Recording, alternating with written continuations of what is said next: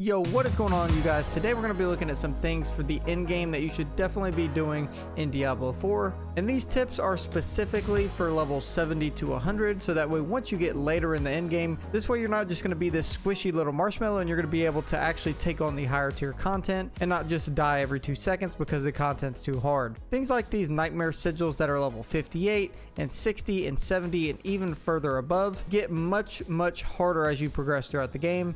And once you start trying to do them, you're going to notice that you're dying almost instantly, if not very quickly. I'm going to show you the 5 big mistakes 90% of the player base is still making in regards to endgame, and how you can make your character way better than before to take on these higher tier dungeons and even fight Uber Lilith. Now, the first huge mistake I see people currently making is aspects that have flatline stats. And what I mean by that is it's not percentage based like this aspect, but it's also not like this aspect that's on my ring that's from 2 to 4 fury, because that range of that number from 2 to 4 does not change. Aspects like this, where each point of fury generated while at maximum fury grants 4 to 8 fortify, this range on this specific aspect will actually change depending on your level that you're currently at. So for instance, I got this piece of gear around level 40, and you can see here the range for fortify that it grants me is 4 to 8, and I just so happen to get the max roll.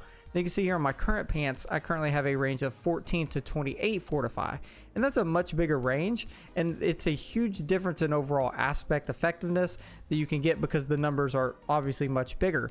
So one thing specifically is this is a lower level item, so as you progress throughout the game and your actual level gets higher, this range is going to get bigger. Let's say you get this piece of gear and you keep it for quite a couple levels and you love the stats on it, so you're not trying to get rid of it. Also, let's say this thing rolls a 4 or a 6, just as an example, so it's not the max roll as well. One big thing you can do with these aspects, since it scales off your level, now I'm currently level 91, and this piece is a level 43, just as an example. It could work the same for a level 70, level 80 piece.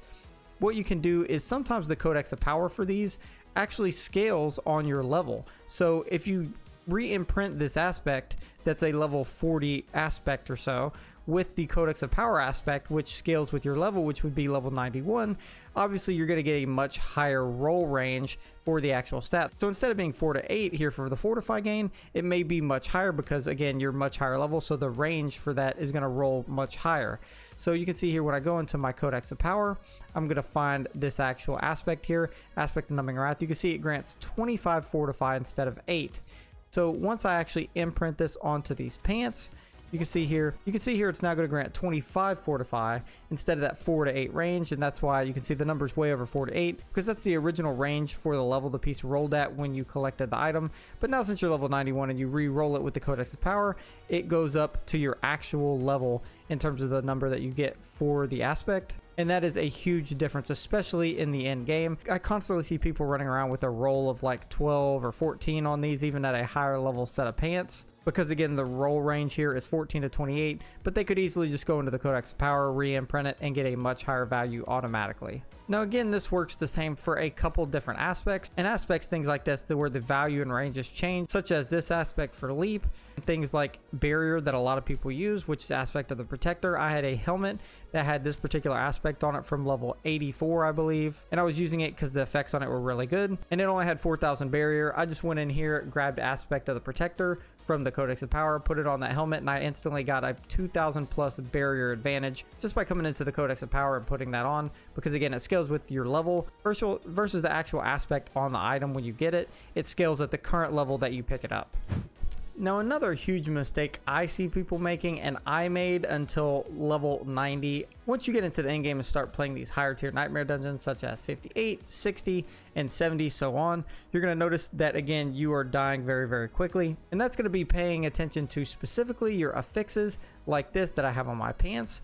This is going to be damage reduction. So damage reduction is extremely important in the end game from levels 80 to 85 and plus in order to run higher tier nightmare dungeons in the 50s, 60s, 70s, 80s, etc. And although these pants aren't perfect, this is a clear example of the exact thing you want on a build, because it's going to give you survivability across every single class. So whether you're a barbarian, a sorc, whatever, this is going to be the way you survive this endgame content, by having damage reduction affixes on your character that generally apply to your actual playstyle. For instance, I have damage reduction while fortified, 13.9%. My barbarian is always fortified, so this basically always works. 5.1% damage reduction overall. That's a flat damage reduction buff, so obviously that's perfect. 16% damage reduction from close enemies. I'm always fighting close enemies for the most part and gathering them in a group, so that is a huge damage reduction there. And then obviously the 59 dexterity isn't a perfect roll, but there's nothing I can do to change it. But the big thing here to mention is I essentially get 30 flat damage reduction from 2 stats here, and then a 5.1% bonus to overall damage reduction in general. And this is going to make it so that if you look here in my stats, I have these pretty decent buffs to damage reduction, and if you add all these overall damage reduction stats, it ends up being that I take a lot less damage than if I just had regular gear on without damage reduction affixes. And it's best to give up some of the normal things that you would take, so that way you can take items like this that have damage reduction and total armor. For instance, I'm just waiting to get the aspects figured out, but like these pants, for instance, where I get 3 damage reduction rolls and total armor, it boosts my armor dramatically. You can see if I put these on, it's going to give me 8,400 basically armor, and then it's going to give me all the damage reduction stats on top of that. As soon as I get these pants fully ready, I will be swapping them out, because you do need the armor and damage reduction for defense in order to run these top tier nightmare dungeons. Otherwise, you're just not going to make it. And again, you can see here I'm currently using the Rage of Haragoth. That is the unique chest for the barbarian, and I am planning on switching it out with, for instance, like something like this chest piece, where I get a bunch of damage reduction and total armor on top of my already huge damage reduction bonuses. For some classes, the uniques are less important. The more important thing is going to be that damage reduction, because later tier nightmare dungeons, obviously, as I've already said, you can't really survive without it. And again, early game, you're perfectly fine. It's just 85 and plus once you start running those higher tier dungeons where this really becomes a problem. So if you find survivability hard at that point, go ahead and start preparing to get gear like this, so that way you can survive those. Now, one important thing I'm going to mention here, and this is pretty obvious, but if you get ancestral pieces later in the game, you're going to want to pick up every single yellow ancestral piece that you can possibly get your hands on for gear that you need. For instance, there's certain ones you always want to pick up no matter what you do, because they're the most expensive generally. So ancestral rings you should always pick up no matter what, because rings can be extremely expensive to buy on the Diablo 4 Discord for 3 out of 4 rolls or perfect rolls. And by grabbing rings, you constantly give yourself options for potential rings that you can put on your character, because sometimes if you pick up an ancestral ring and it's a 3 out of 4 ring where it has 3 out of 4 affixes almost perfectly how you want them, you can re-roll the 4th one, and sometimes you'll just never get it and you'll end up wasting 100 million gold trying to re-roll that ring. If you focus on not getting certain items that you don't need and focus on picking up rings, this gives you the best chance to get those 3 out of 4 or perfect rolls that you can then re-roll that one aspect to get things like this, where the ring is pretty much perfect for your build. So you should always be picking up rings every single time you see them if they're ancestral late game, as well as amulets. If you see an amulet that is ancestral in endgame and you don't pick it up, you should be ashamed of yourself, because amulets are the hardest item in this game for all classes to actually find with perfect rolls. And if you go to buy one from the Discord, you're going to find yourself spending 50, 100 million gold easy, because they're fairly rare because of their drop rate and the amount of affixes that can spawn on them. So again, every time you see an ancestral item, if it's a necklace or a ring, regardless of all the other items that you could possibly pick up, make sure you're picking them up, because A, if you have to go buy a perfect roll for them, it's going to cost a ton of gold, and B, it's going to take you a while to find good rolls for these. So if you're not picking them up, you're just hurting your progress. And if you see one, drop anything you can literally to get one of these to either check it or make sure you don't need it, because having the perfect affixes for them late game for those higher tier nightmare dungeons again can make or break your build, and overall can be the difference on whether or not you can make it through them or you can't. Now this goes basically without saying, but make sure you start focusing on endgame for higher item power items. Now, at first, you don't think the difference can be that much, because we've already talked about the breakpoints of items, and once you cross a breakpoint of item, the last one being at 725 item power, you're going to get a decent boost to your affixes, and then after that, there's not really a big boost.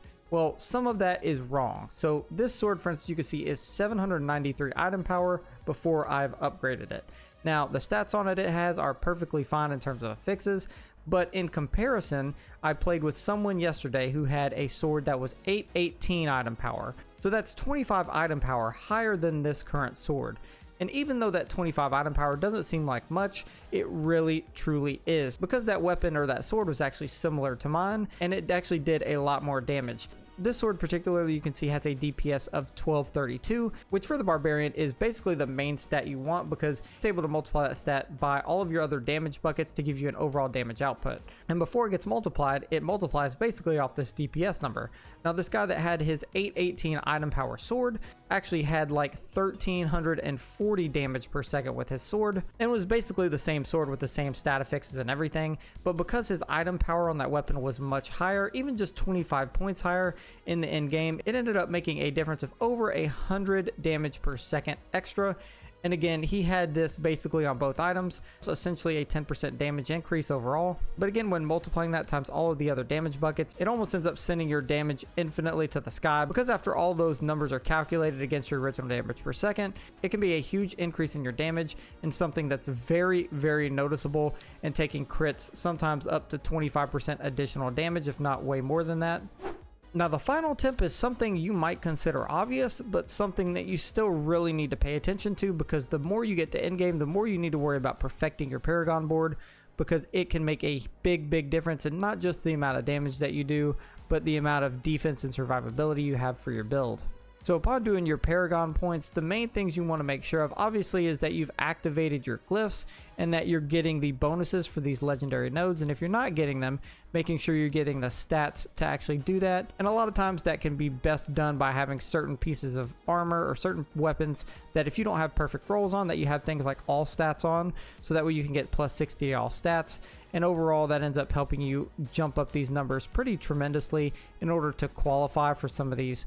Because I can imagine if I didn't have all stats on some of these actual pieces that I have on my gear, I wouldn't meet the requirements for a lot of these glyphs. So that's just something to keep in mind. And even these higher level glyphs, you can see some I still don't meet the requirements for, and they end up being big positive benefits for your build. So make sure you're meeting those and trying to get some all stats on at least one piece of gear, so you can get that decent boost to activate those. On top of that, also make sure you're taking nodes like these, whether you're running a specific Paragon tree or you're running one that you just created. Make sure you're taking some of these for the end game. They give you damage reduction from vulnerable enemies if you make the enemies vulnerable all the time, or just damage reduction in general, because as this stacks with your other gear that has damage reduction stacked on it basically to the max, hopefully at some point, this is going to give you even more survivability, because again, you need it for end game. There's no questions about this. You 100% need as much damage reduction as you can get.